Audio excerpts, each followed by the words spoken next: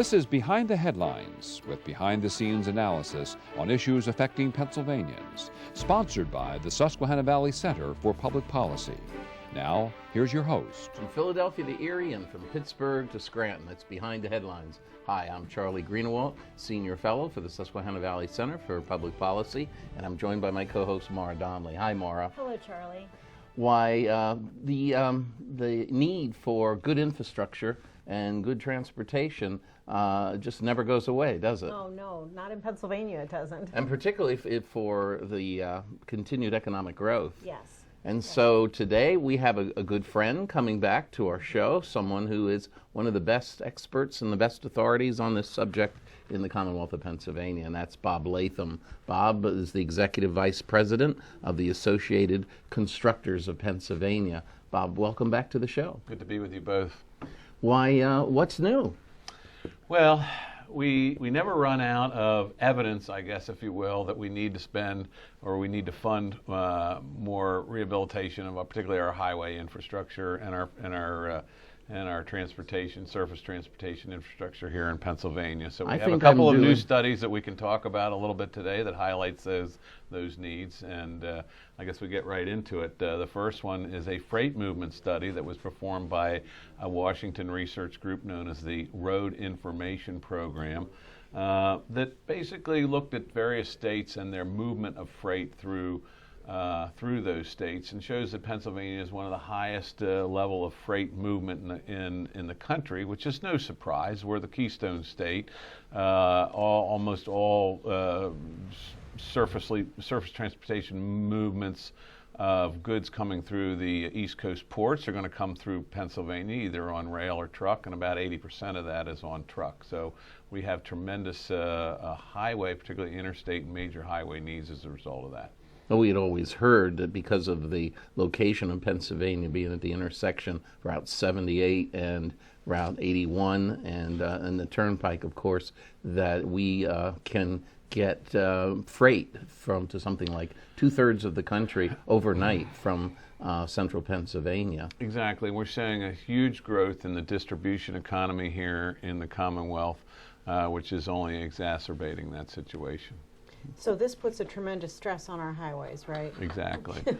And we need money to fix the roads. Exactly. So we have an aging, particularly national and interstate highway infrastructure that really needs to be rehabilitated. You only need to, in central Pennsylvania, you only need to drive up and down either 81 from Indiantown Gap to the Maryland line, or Interstate 83 from Harrisburg down to York. And every day it seems like a new 1 million square foot warehouse distribution center is opening up along those roads. And those, of course, are putting hundreds of trucks on the road. A good thing for the growth economy, but also a stress on roads. As a result of some of that, the Department of Transportation, PennDOT, has actually gone out to their planning partners, if you will, in the regions and informed them that some $400 million a year in funding that used to be available for local roads and regional projects is going to be sort of lifted out of their budget and put on interstate construction projects. I'd like to say that that's new money, but it's not. It's basically taking money out of this pocket and putting it into another pocket. So it's still, it really kind of points out one of the problems that we have here in Pennsylvania, and that is that while we have the second highest liquid fuel tax in the country, which goes to pay for roads and bridges and other things in the Commonwealth, we're taking a good portion, almost 25% of that money, out of highway improvements and putting it into the state's general fund, ostensibly to pay for the operation of state police. And I've been on here before, and I'll say it again. Talked a lot about this. We love our state police. They have a vital function, but the General Assembly and the administrations have to find a different way to fund the state police rather than taking it out of the infrastructure funding and putting it into the general fund. Well, and do you think this new study by Lending Tree will help maybe stop some of the diversion? I mean, they're saying that we have some of the worst roads in the country. Yes, that's our second study. Yeah. So we have, this kind of popped up here that Lending Tree paid some researchers, and they've done a good job in pointing out that 30% of our roads are in poor condition. It costs the average motorist about $600 a year in repairs, and they also do point out that we're taking some of this money out of the repair budget and putting it into the general fund. So yes, between the trip study, which again shows we're very high up in the country as far as freight movement and impact on the roads, and then the Lending Tree study that shows we have some of the worst roads, I guess, in the country. We're hopeful that somebody will take notice here soon. For years, it was assumed that we had the worst roads in the country. I believe a number of trucking magazines took surveys of the truckers every year, and for many years we were a number one in that, as well as the highest gas tax. So now you said that California's exceeded us in gas tax? Correct. And I think the thing that is important to point out is that we did pass a major transportation funding bill in 2013, and our hats are off to those legislators that recognize the need there. Leaders in the House and in the Senate, forward-thinking, recognize the need to invest in all kinds of infrastructure, which we did do with that bill. And we've accomplished a lot. We've improved a lot of safety locally, interchanges, safety improvement projects. We've also fixed our bridge. Thank you. All right. That was not. They were a big issue. They were the big issue then too. And we've cut our inventory of bad bridges in half. We used to have 6,000. Now we have about 3,000. So we've done a good job in using that money fortuitously to improve safety and improve our bridges in Pennsylvania. But obviously, these two studies are showing there's much more to be done. This second study by Lending Tree is very revealing, though, because it still shows that 1/3, well, just a little bit less than 1/3, 30% of our roads are still in bad condition. Right. And it even pinpoints how much it costs each motorist, $610 per Right, per exactly. year And the other thing that the study I found was interesting is some of the states that they looked at, and they were a little bit critical because they were while some states' infrastructure was sort of the existing conditions were deteriorating. They were building new roads, and that's not the case in Pennsylvania. So that's one thing that for the viewers to understand is we're not building roads to nowhere here in Pennsylvania. We're not tearing up green fields and putting new capacity down. And in some cases we should be. But we are very much focused on fixing what we have now first. So sort of that fix-it-first mentality we are doing here in the Commonwealth, and I think that people understand that that's most important, to fix what you have now before you build new. We do have some new projects that are being funded as a result of, again, the Transportation Bill of 2013. We're finally connecting 322 up in the State College region. A lot of happy campers heading up that way. Yeah, it'll be a happier happy valley when Yes. when they're. But also, that's not just for 5 football games a year. That's also very important commercial corridor, and connecting those areas there with I-99 and I-80. So that's a vital stretch of road there. And then also up in Selinsgrove, the Central Susquehanna Valley Expressway. We're also we're rehabbing I-95 in Philadelphia, which is a hugely expensive project, but needs to be done. So one of the other issues that I know that you're looking at right now is, I don't want to say the problem with electric vehicles, but electric vehicles have their challenges because they are not paying the gas tax. Yeah, let's look to the future now. Yeah. So as we go out into the future, what are we seeing? Well, we have an energy policy that wants us to reduce consumption of fossil fuels, and then we have an infrastructure program that's dependent on the consumption of fossil fuels. So there's a disconnect there. And as we go more and more towards alternative energy, which we probably should, what we're finding is those vehicles that are powered solely by electricity are not they do not pay the gas tax, of course, so they're not paying for the use of the roads. We have to find a way for those vehicles to pay their fair share of highway user fees. 23 states that followed us after we were, passed our landmark transportation bill included some fees and funding from electric vehicles, and there's legislation in the House right now that would accomplish that. So there is some positive news coming up on the national level. There might be some funding coming down that could help with what we've been talking about today. Right, exactly. Circling back to that whole question about our interstates and interstate commerce that's on our interstate highway system here.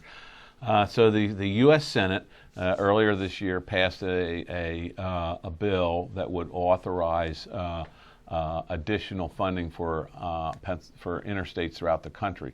A quick back of the envelope calculation there sees that we would get about an additional $500 million a year, which isn't really getting us to where we need, but it's certainly better than where we are now. Better than not getting anything. Yeah, right, exactly. So it's about a 25, when it's fully funded, about a 25% increase in federal highway money coming to Pennsylvania. And again, it's important to point out that money that goes to fund construction, reconstruction, rehabilitation of roads, about 40% of it actually comes from something called the National Highway Trust Fund. So it's not just state funding, but there is some federal funding involved as well. So back to your point, Maura, the Senate committee has passed an authorizing bill. But the next step is now somebody has to come up with a way to pay for it. Right. It's a little bit different than Pennsylvania. When you pass a transportation bill, there's a funding mechanism attached to it. Both of our U.S. senators, Senator Casey and Senator Toomey, are on the Finance Committee, and that's the committee in the Senate that would have to come up with the funding mechanism. And we're in communication with them, and we've seen some positive feedback from both of those camps. So we're cautiously optimistic that, and the Senate Majority Leader has indicated that he wants to have a bill passed before the end of this calendar year. So we'll see what happens. That's all very good news. Yeah, that's good news. That's good news, because Congress has not really done anything significantly on funding the National Highway Trust Fund or increasing it for about 20 years. So it would be nice to see them step up.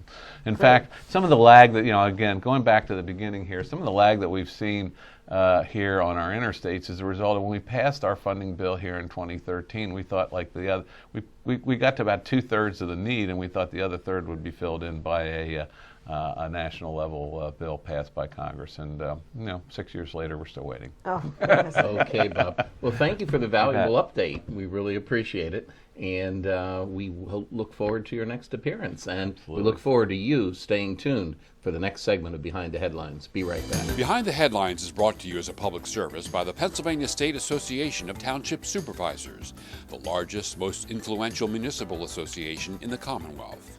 Since 1921, PSATS has been preserving and strengthening township government and securing greater visibility and involvement for townships in the state and federal political arenas.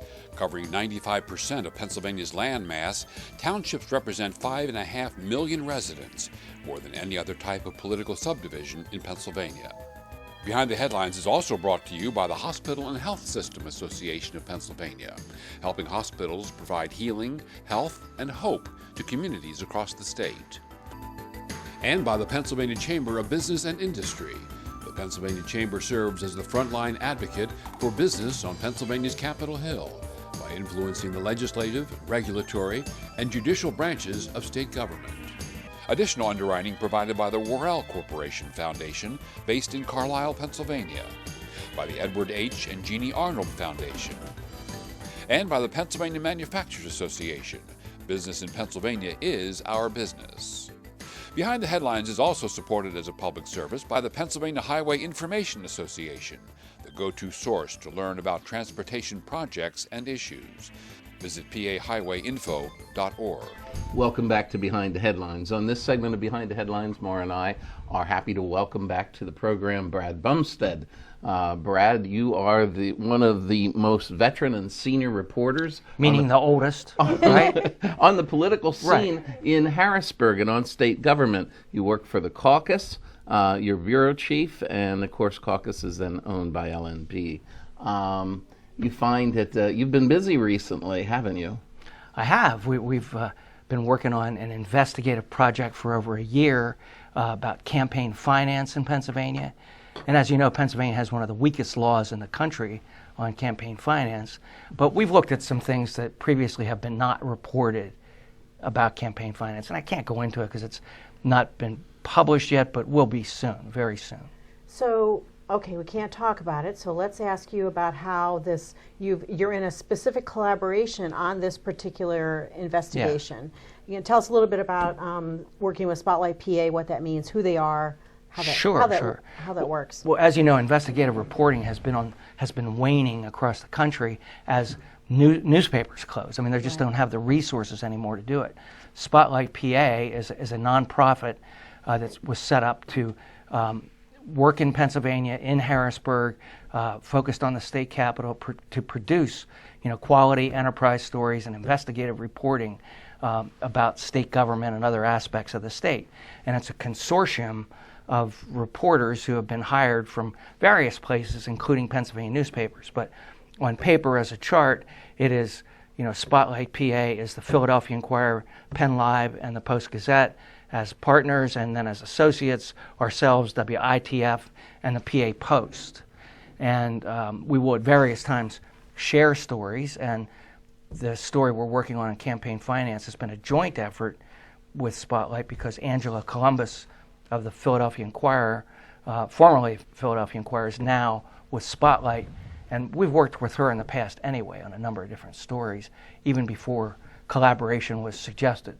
Oh, so this actually is a very good and positive thing for Pennsylvania in terms of getting to the heart of some really significant issues, to have this kind of collaboration going on. Yes, and it is, some of the stories that Spotlight has done are geared to producing change, and it's really a remarkable thing, and I believe it's, a potential model for use in other states. So our viewers are, hearing about this for the first time and really hearing about the fact that there's, I don't know, can we call it a bombshell you can call investigation? It that. You can call it anything you want. Okay, I'm going to call it a bombshell investigation, soon to be released. So this is the first time anybody's hearing about this, and so I think it's pretty fascinating. It's something for everyone to look forward to over the next several weeks. Correct? Correct. Darn. How many other reporters, if you can tell us, how many other reporters beside yourself have been working on this project, Brad? Well, let's see. Paula Knudsen, who's now an editor in Lancaster, but still is part of the Caucus investigative team, and me, and Sam Janish, who's an investigative reporter, and Angela. So 4 reporters, and then 2 interns who worked with us this summer helped prepare some of the data and the information, and Mike Wershagen in Pittsburgh. So that's 5 reporters, 2 interns have been involved in it. Will it be released across all of the newspapers when it finally comes out? Eventually. Okay. This will be... I mean, at first it will go to the Spotlight partners and associates. Right. But the idea is, part of the thing behind Spotlight, and I can't speak for them, but what I know about it is to also help get databases and information to smaller newspapers across the state that can't afford to have anyone in Harrisburg. So this project may not work that way, although I think eventually they're going to want some of the data we have, and we'll share it with smaller papers. Okay. Well, Brad, after this project is completed and the results of it are disseminated, have you folks looked further into the future and determined what you might want to investigate next? We have. Oh, you have? Okay. So I bet he can't tell us.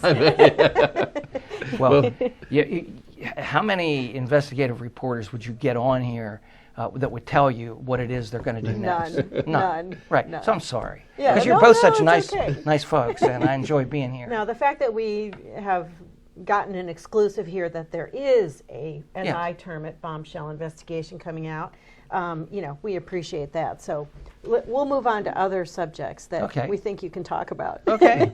Just normal run-of-the-mill, everyday news events that are happening on the Hill, Brad.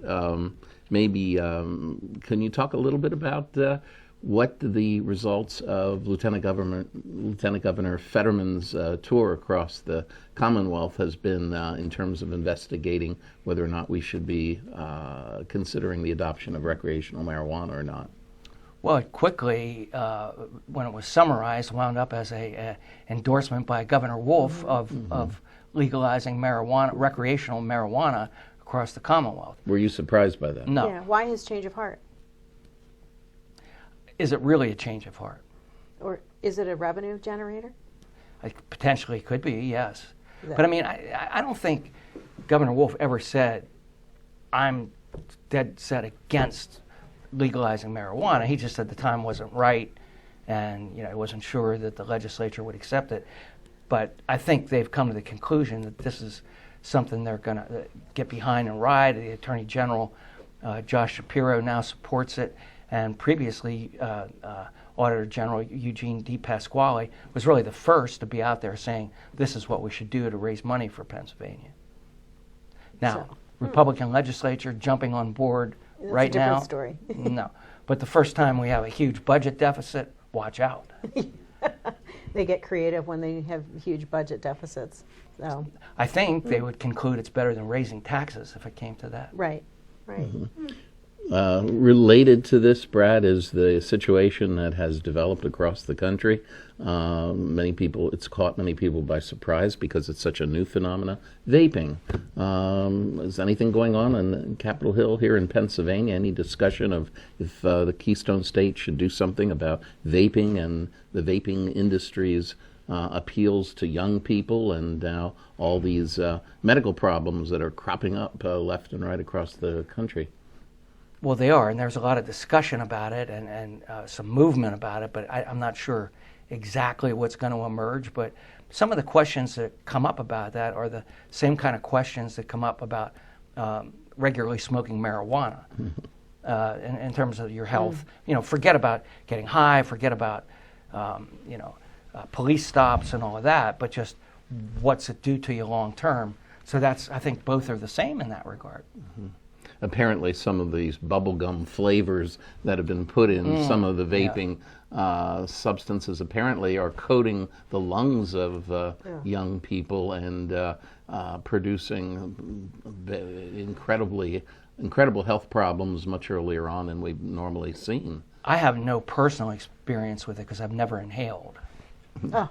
Right, but no, I don't know. At first, what is vaping and what is a pipe? Is it a cigarette? I really wasn't sure, but Right. the younger people, it's really attracting people as an alternative to smoking, but is it a safe alternative to smoking? That's not very clear. So let's shift gears here a little bit. One of the issues that comes up in every session of the General Assembly is the minimum wage and the increasing of the minimum wage. What are you hearing about that for this fall or next spring? I'm hearing it's probably not going to happen. The Republicans in the legislature don't want to do it. The Democrats have proposed varying degrees of minimum wage, but most would gradually go up to, I believe it's $15 an hour. That's what I'm hearing, yeah. There are some Republicans that think, well, we could be done with this if we would just, raise it to $11 and move on. But, the issue is for a lot of small businesses that really don't think they can pay higher than what they're paying, and it would, maybe put them out of business. So I would, if I were a betting man, I wouldn't bet on an increase in the minimum wage unless there's some breakthrough and it's minimal. So very unlikely, probably. Yes. Yeah. Moving on to another subject that's gotten a lot of national recognition again recently, Brad, of course, gun control.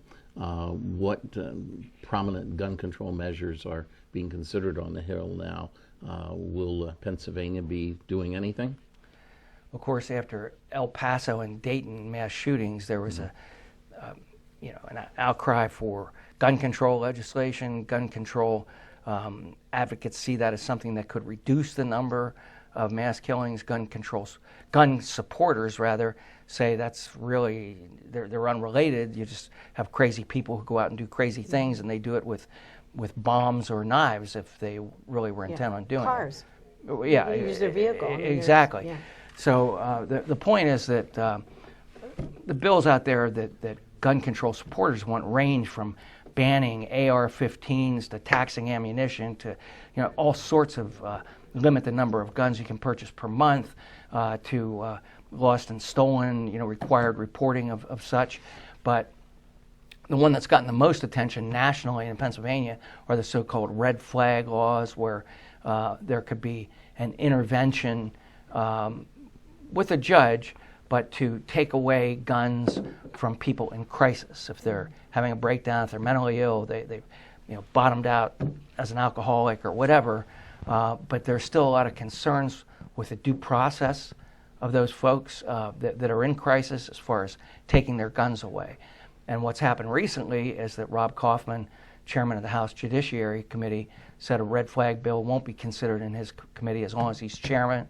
And Lisa Baker, chairwoman of the Senate Judiciary Committee, said that pretty much the same thing, but in a softer way, but just that there are too many questions outstanding about due process at this time. Where's the governor on all this? I know he's made a couple of statements. Well, he's for almost all of these measures. Okay. But I just do not see the Republican legislature at this point, the majority, enacting any kind of gun control measures. The only thing that had a chance was something like a red flag law, which doesn't permanently take guns out of people's hands. Some would argue otherwise, but it's not like saying you can't own an AR-15 or taking certain guns off the market. So I thought it had a chance, but a lot of that depends on what happens nationally and whether the U.S. Senate moves on something like that. That might give them cover to do something here on it, but I still wouldn't bet on it. Brad, in the last 30 seconds, anything new on the statute of limitations legislation on the Hill? Just that in general right now they're looking at a different way to do it, a constitutional amendment to allow a retroactive statute of limitations as opposed to just doing it, having a retroactive period like Representative Rozzi wanted to do. It lost 2 sessions in a row, so they want to try to have this as a constitutional change. Anyone's guess as to whether that gets done. Okay. Well, thank you very much. We're looking forward to the... Yes. The what? To the what? To the bombshell investigative reporting that you've been doing. Okay, thank you. And we're looking forward to hearing from Spotlight PA in the very near future and hearing from you again right here. And we'll see you again next week on Behind the Headlines.